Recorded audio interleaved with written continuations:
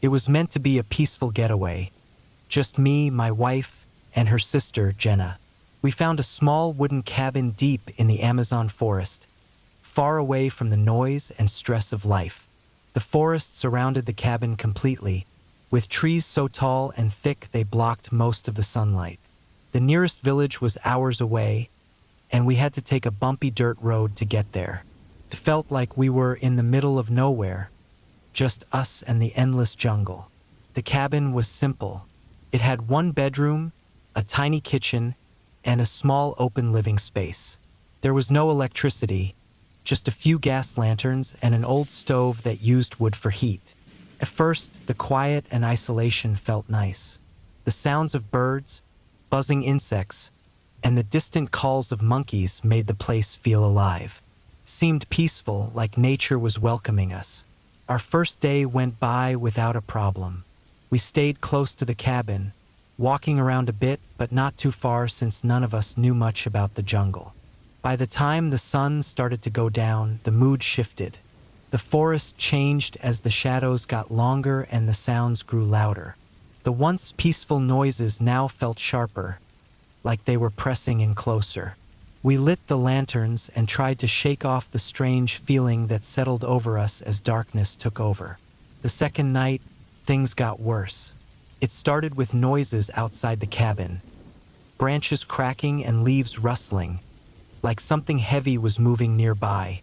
At first, we told ourselves it was just animals, but the sounds didn't go away. Instead, they circled the cabin, moving closer, then farther away over and over again. Later that night, Jenna whispered that she thought she saw movement near the trees. I grabbed a flashlight and shone it toward the forest, but all I could see were thick bushes and vines. Whatever she saw wasn't there anymore. Still, the feeling of being watched stayed with us. It was like the forest itself had eyes, and they were locked on us. By the third night, I didn't feel calm or safe anymore. The noises outside grew louder and more deliberate, like whatever was out there was trying to scare us. It wasn't just random sounds. It felt like pacing, like it was testing us, waiting for something.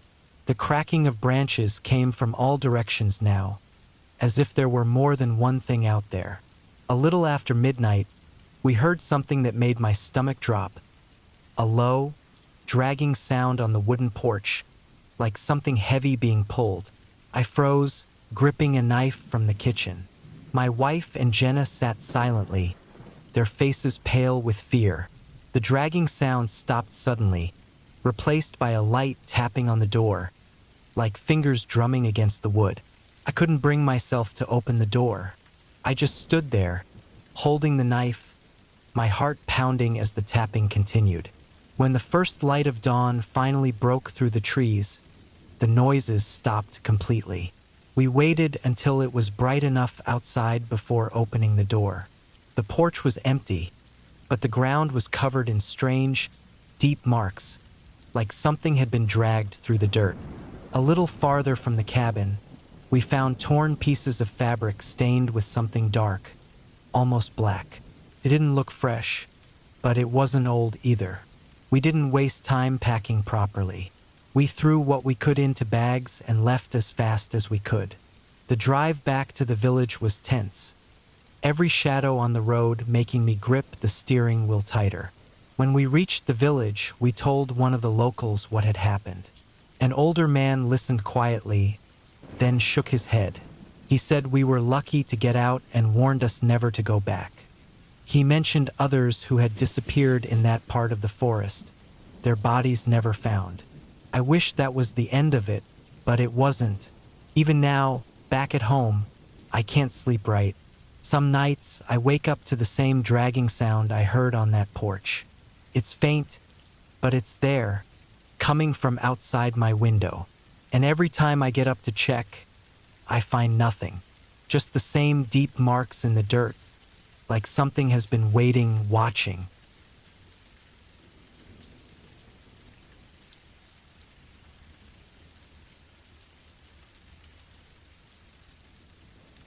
It's been 5 years since I left the police force.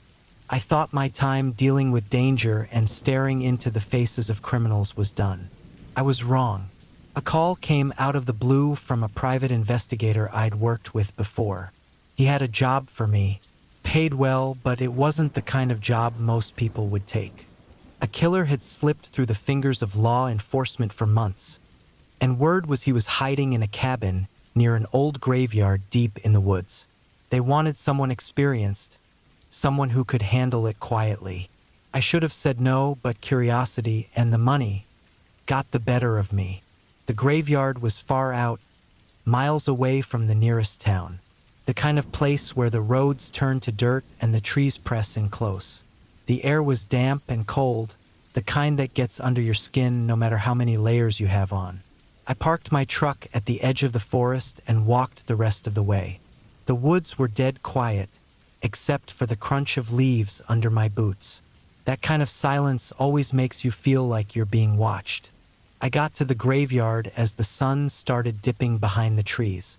The headstones were old, some broken, others leaning so far I thought they'd fall over. Beyond the graveyard, I spotted the cabin. It was small, dark wood blending with the shadows of the forest, and a weak, flickering light glowed inside. I kept low and moved closer, trying not to make any noise. Through the window, I saw him. He matched the description I'd been given: tall, thin, scruffy beard. He was pacing the room, talking to himself, gesturing like he was in some argument. He looked paranoid, his eyes darting to the window every few seconds. He knew someone might be coming. I stayed hidden, circling the cabin to look for traps or a back way in. The back door was cracked open, creaking with every small gust of wind. I didn't like it, it felt like bait, but I didn't have a better plan. I pushed the door open, moving slow, my heart beat loud in my ears. The cabin was barely furnished. A table, one chair, and a mattress shoved into the corner. On the table, a hunting knife caught the light from the flickering bulb above. The man kept pacing in the other room, his back to me. I was deciding whether to try surprising him or wait for him to leave when the floor creaked under my foot. He stopped mid-step and spun around, his eyes locking onto mine. He moved fast, lunging for the knife on the table. I yelled at him to stop and drew my gun, but it only made him quicker. He grabbed the knife and came straight at me. I fired, hitting him in the shoulder, but he barely reacted. He stumbled, sure, but his eyes stayed locked on me, full of fury, and something worse, something empty, like he didn't care if he lived or died. We fought in that cramped cabin, slamming into walls and knocking over the table. He was stronger than he looked, and I thought for a second he might win. But instinct and training kicked in. I managed to disarm him, pin him to the ground, and tie his hands with some rope I found nearby. Blood from his shoulder soaked the floor as he thrashed and screamed, his words slurred and frantic. Dragging him outside, I called the investigator to send someone to take him. The air had gotten colder, and the long shadows of the headstones seemed darker than before. As we waited, the man started muttering under his breath, his eyes darting toward the graveyard. At first, I ignored it, but then his whispers turned into quiet sobs, his face twisting in terror. He kept looking at the gravestones, shaking his head, like he was begging something to leave him alone. When the backup finally arrived, I handed him over, but one of the officers said something that made my stomach turn. They'd found shallow graves in the graveyard. The killer had been burying his victims there for months, hiding the bodies in plain sight. The thought of standing right next to those graves without knowing made my skin crawl. I walked back to my truck, but something about the quiet felt heavier now, almost like the woods were pressing down on me. I glanced back at the graveyard, half expecting to see someone there, but it was empty, or at least it looked that way. On the drive home, I couldn't shake the feeling that something was off. The killer's fear wasn't just because he'd been caught. It felt deeper, like he was scared of something I hadn't seen. That night, I barely slept. I kept thinking about the way he'd looked at the graveyard, like it was alive, like it was watching him. And then I thought about something else. When I'd first arrived, the back door of the cabin had been open. Someone or something might have let him in. Now, even at home, I can't shake the unease. Sometimes, in the dead of night, I feel like the silence in my house is the same as the silence in those woods. Too heavy, too still. And every now and then, when I glance out my window, I catch myself looking for shadows where there shouldn't be any.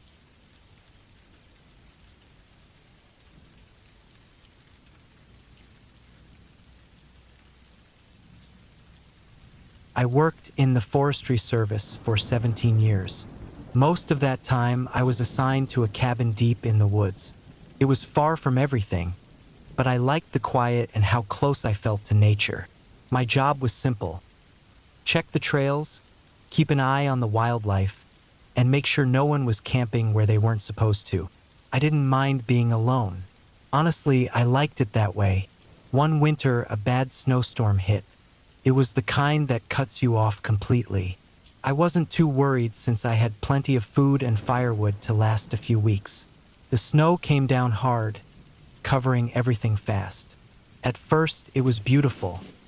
Everything so white and untouched. But the silence that came after felt heavy. No birds, no wind, no rustling in the trees. Just nothing. On the second night of the storm, I woke up to a sound. It wasn't loud, but in the complete stillness, it stood out. It was a thumping noise, steady, like someone was hitting something solid over and over. I stayed in bed, telling myself it was just the storm. Maybe snow sliding off the roof or a branch breaking under the weight of ice.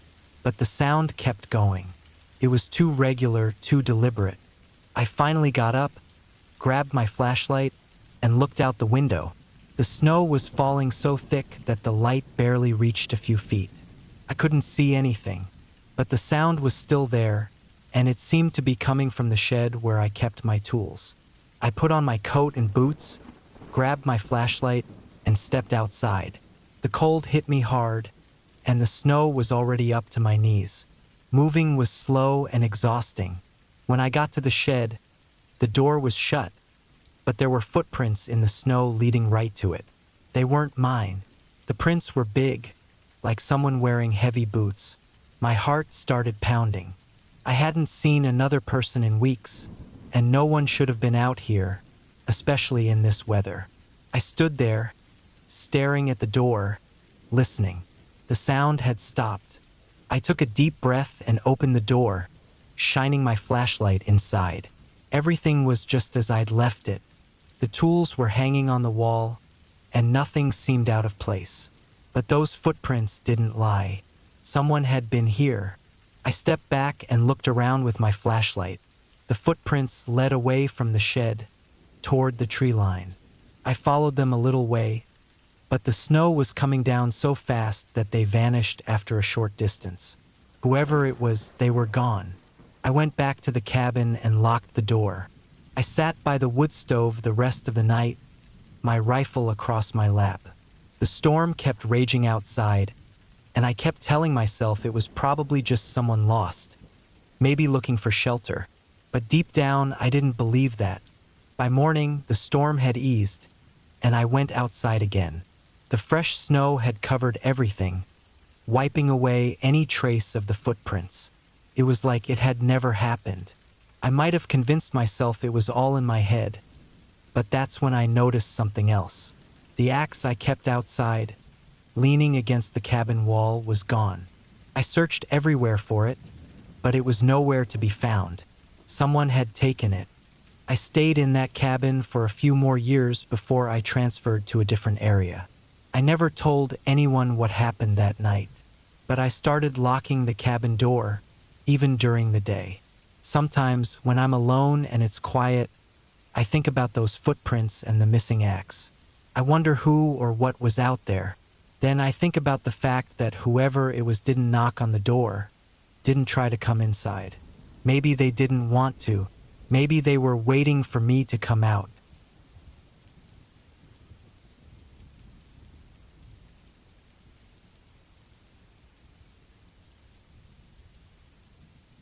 I've been working as a park ranger for nearly 10 years now. It's not the fancy job people think it is. The views are great, and there's a kind of calm that comes with being out in nature. But that calm can get real creepy when you're out there alone, especially in the middle of nowhere. Last winter, I got assigned to check out an old ranger cabin deep in the woods. It hadn't been used in years, but they were planning to fix it up, so my boss wanted me to check how bad it was. The cabin was 2 days' hike from the main office, and I had no cell service out there, only a radio to stay in touch. I wasn't too excited about the job, but I had no choice. I made it to the cabin just before dark on the second day. It looked like it hadn't been touched in decades. The roof sagged, and the windows were covered in dirt. Inside was even worse. The air felt damp, and the wooden floor groaned with every step. Dust covered everything. Tables, chairs, and even an old wood stove sitting in the corner, rusty and unused. I found a corner that looked the least moldy and set up my sleeping bag. I got the fire going in the stove, and the heat was a relief, but the wind outside was howling, like it was warning me to leave. I told myself it was just an old cabin making noises, nothing to worry about. Around midnight, I woke up. The fire had burned out, and the cabin was pitch black. My flashlight barely lit up the room. Then I heard something outside, heavy footsteps crunching through the snow. I froze, trying to tell myself it was just a deer or maybe an elk. But these steps didn't sound like that. They were too steady, too careful. I grabbed my flashlight and my hunting knife. I opened the door and shined the light out into the dark trees. Nothing, just snow and shadows. But then I saw it, the footprints. They led from the woods straight to the cabin, and they stopped right at the door. A cold feeling washed over me. It wasn't from the winter air, it was something else. I slammed the door shut, locked it, and shoved the table in front of it. I wasn't sleeping anymore, not with the footsteps still echoing in my head. I sat next to the stove, clutching my knife, listening. At 3 a.m., the footsteps came back. This time, they circled the cabin, crunching the snow as they went. My heart pounded and I held my breath. Every muscle in my body tensed. The steps stopped by the window closest to me. I didn't move a muscle, afraid even to breathe too loud. The night seemed to drag on forever. I stared at the window, but I didn't dare get closer. Finally, when the first light of dawn started to break through the trees, I felt a tiny bit of relief. I worked up the courage to peek outside. The footprints were gone. Not faded, not covered by new snow, just gone. It was like whoever had made them had vanished without a trace. I didn't wait around to find out what had happened. I grabbed my gear and started heading back to the main office. It was a long, grueling hike, but I didn't stop to rest. By the time I got back, I was wiped out, but I felt safe again. I told my supervisor everything that happened. He didn't believe me, said it was probably just my imagination playing tricks in the dark. But I know what I heard, and I know what I saw. A few weeks later, I learned something that made my blood run cold. The ranger station had been closed down many years ago after one of the rangers disappeared. They never found him, just his boots sitting neatly by the front door. No body, no sign of struggle, nothing. They assumed he had walked away, maybe gone into town, but no one ever saw him again. Now I can't shake the feeling that the footsteps I heard that night weren't the first. That maybe the ranger who went missing hadn't left on his own. Maybe something else had happened to him. Something I don't want to think about too much. And after all that, I learned the hard way not to go near that station again. I'll never return. But sometimes, in the dead of night when I'm alone out in the woods, I swear I hear footsteps in the snow. Slow, steady, like someone's waiting just outside. And I know they're not mine.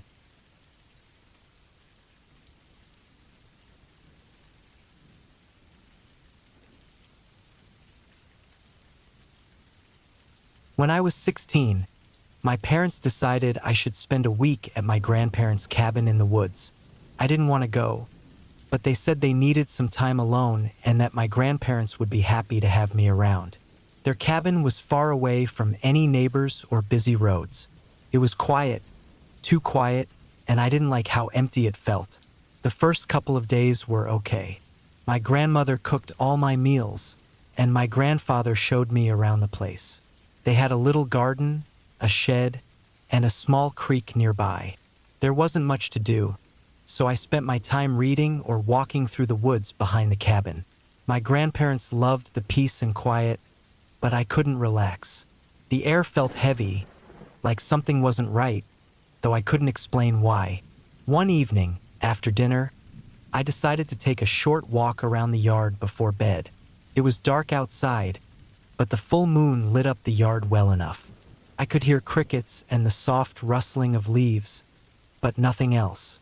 My grandparents had gone to bed early, and the cabin was dark inside. As I walked near the edge of the woods, I heard a sound. It wasn't loud, but it wasn't the usual forest noises either. It was a steady tapping, like someone knocking on wood. I stopped and listened closely. The sound wasn't coming from deep in the woods. It was closer. I turned back toward the cabin, thinking maybe it was my grandfather knocking on something outside. But the cabin was still, and there weren't any lights on. The tapping stopped, and then everything else went silent. The crickets, the wind, even the distant hoots of owls. It all stopped at once. I froze. That's when I felt it. The uneasy feeling that someone was watching me. Slowly, I turned in a circle, looking at the yard, the garden, and the trees. I couldn't see anything, but the feeling wouldn't go away. I started walking back toward the cabin, trying to stay calm, but my legs moved faster as I felt the hairs on my arms stand up. When I got to the porch, I noticed something strange. The shed door was slightly open. That wasn't how it looked earlier. I was sure of it because I had walked past it during the day. I stared at the open door for a moment, debating whether I should check inside. Then I heard it again, a soft, low thud, like something heavy being dragged, came from inside the shed. I backed away, hurried up the steps, and went into the cabin. I locked the door behind me and didn't wake my grandparents. Instead, I went straight to my room, locked that door too, and sat on the bed. Every little noise made me jump, and I barely slept that night. The next morning, I didn't say anything about what happened. I told myself it was just my imagination. But when I went outside, the shed door was closed and latched like nothing had happened. My grandfather didn't seem to notice anything strange. As I walked past the shed, I saw something that made me stop. There were faint drag marks in the dirt, leading from the woods to the shed. The tracks stopped right at the door. That night, the tapping came back. This time, I stayed inside. I turned off the lights in my room and sat by the window watching. At first, I saw nothing but trees and shadows. Then, I saw movement near the tree line. Something or someone was moving between the trees. It was too dark to see clearly, but it didn't look like an animal. It was taller, moving on two legs, but its movements were strange, almost jerky. It stayed just out of the moonlight, watching the cabin but not coming closer. For the rest of the week, I refused to go outside after dark. I tried to convince myself it was nothing, that maybe my eyes were playing tricks on me. But the last night was the worst. I woke up in the middle of the night to the sound of the shed door creaking open. My room was dark, and I stayed completely still, listening. I didn't hear footsteps, but I felt that same awful feeling that someone was watching me. In the morning, I told my grandparents I wasn't feeling well and asked to go home early. They didn't ask questions, and my dad came to pick me up later that day. As we drove away, I looked back at the cabin. My grandmother stood on the porch, waving goodbye, but something caught my eye near the woods. At the edge of the trees, I saw a figure standing perfectly still. It didn't move, and I couldn't see its face, but I knew it was the same thing I had seen before. I never told anyone about what I saw. My grandparents still live in that cabin, and they seem happy. But I know there's something out there in those woods, something that doesn't belong. It's patient, it watches, and I'm scared that one day it might decide it's tired of waiting.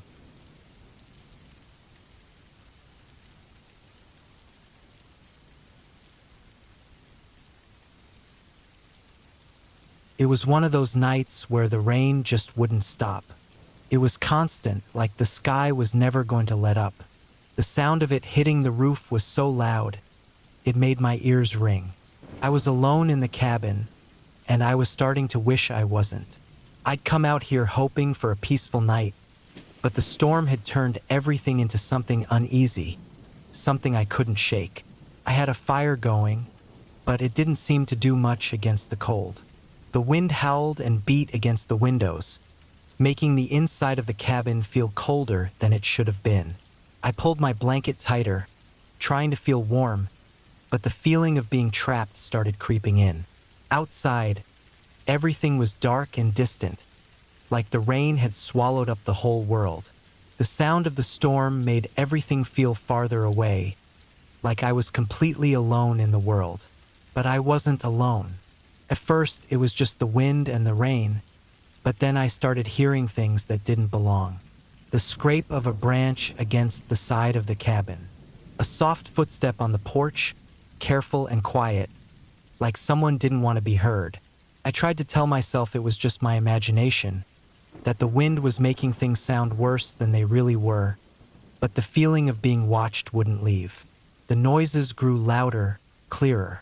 Now it wasn't just random sounds. Someone was moving around outside, pacing up and down the porch. The sound of boots, heavy and slow, stepping on the wet wood. My heart started to race. I crept to the window, trying to peek through the curtains without making a sound. Outside, it was nothing but rain and darkness. No one was out there. Still, the sounds didn't stop. The footsteps kept coming, like someone was right there. My breath came out in quick, shallow bursts. I backed away from the window, but my eyes never left the door. Why would someone be out there? What were they doing in this storm? I grabbed my phone, thinking I could call someone, but there was no signal. I tried again. Nothing. That's when I heard it. The first scratch on the door. It was slow, dragging, like someone was testing how strong it was. My heart skipped. I backed into the corner, holding the blanket around me like it would protect me from whatever was out there. The scratching grew louder, and now I could hear it on the walls too, moving around the cabin. Couldn't breathe. The scratching stopped for a moment, and then there were knocks. 3 sharp, fast knocks on the door. I froze, staring at it. My body felt paralyzed, like if I moved, whatever was out there would know I was watching. The wind was so loud I could barely hear anything else. But then the sound came again. Footsteps, but this time they were moving away. Slowly, carefully, like someone didn't want to make a sound but was still out there. I waited, not daring to move. The storm kept pounding against the cabin, but the footsteps had stopped. The silence felt thick, like the world was holding its breath. No more knocks. No more scraping sounds, just silence and the rain. After what felt like forever, I forced myself to move. I stood there for a moment, trembling, trying to figure out what to do. My instincts screamed at me to open the door, but I couldn't. I took a deep breath and crept toward the door, inching closer, my feet barely making a sound on the floor. I listened to the storm, the wind, the rain. My heartbeat in my ears. The door was still intact. The scratches, deep and jagged, marked it. Whoever had been out there was gone. But the wet footprints on the porch told me that someone had been standing there, right outside. I couldn't bring myself to open the door fully. I peeked through the small crack, half expecting someone to be waiting for me on the other side. But there was nothing. The storm had let up a bit, but the silence outside was almost worse than the noise. I wanted to feel relieved, but I couldn't. The footprints in the mud were too fresh, too clear. I stayed up all night, eyes locked on that door. The fire had long since died out, but I couldn't make myself leave. I kept thinking that I would see someone outside, standing there, waiting for me to make a move. But by morning, the storm had passed, and everything was still. I packed up quickly, not looking out the window, not wanting to see anything I wasn't ready for. I left the cabin without a second thought, but even as I drove away, I kept looking in my rearview mirror. That feeling never left me. Something was still out there watching me. I didn't know who or what it was, but I could feel it. I've never gone back to that cabin, and I never will, because I know that whatever or whoever was out there is still waiting for the next person who thinks they're safe.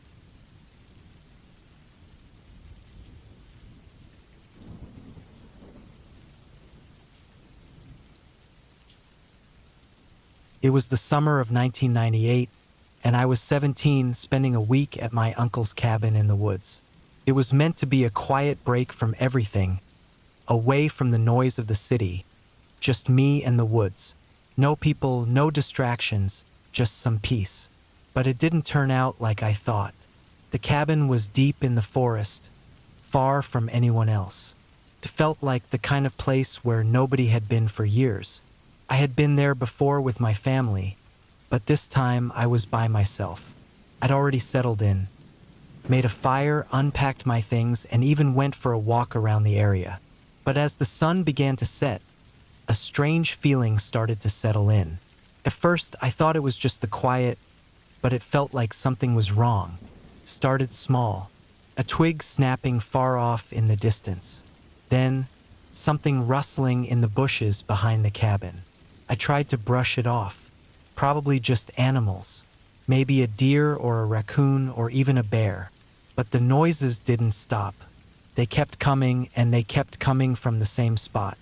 Then, in the middle of the night, I heard a soft knock on the window. I froze. My heart jumped. I stood there in the dark, listening, waiting for more. I grabbed my flashlight and stepped outside, scanning the woods. I figured it was just my nerves playing tricks on me.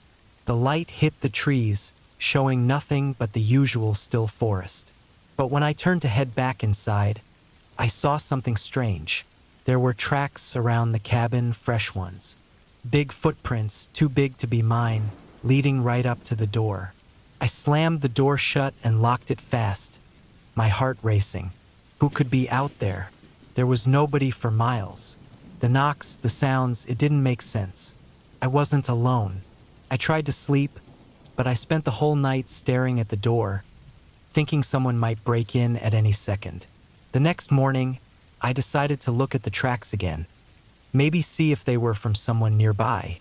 But when I stepped outside, my stomach dropped. The prints weren't human anymore. They were bigger and the shape wasn't right. It looked like something larger had been circling the cabin, maybe even something not quite human. I'd read stories about the wildlife around there, but this didn't feel like anything natural. Something or someone had been keeping watch on me. Maybe more than one person, maybe something else entirely. I knew I had to leave. I packed my stuff as quickly as I could, barely thinking, just wanting to get out.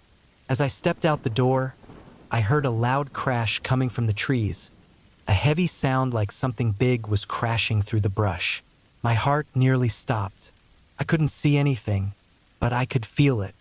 I was being watched. I was definitely not alone anymore. I ran, not daring to look back. I didn't care if something was following me. I just needed to get out of there. The trees around me seemed to close in, and the sounds behind me got louder. Every step I took felt like the last one. The air was thick, and the forest felt alive in a way I couldn't explain. I made it back to the car, my chest pounding, every muscle tight with fear. I didn't waste a second. I shoved everything into the back and slammed the door shut. I didn't even care about the dust or the mess. I just needed to get away from the woods. My hands were shaking as I started the engine and floored the gas. I didn't stop until I was miles down the road, out of the trees and into the open.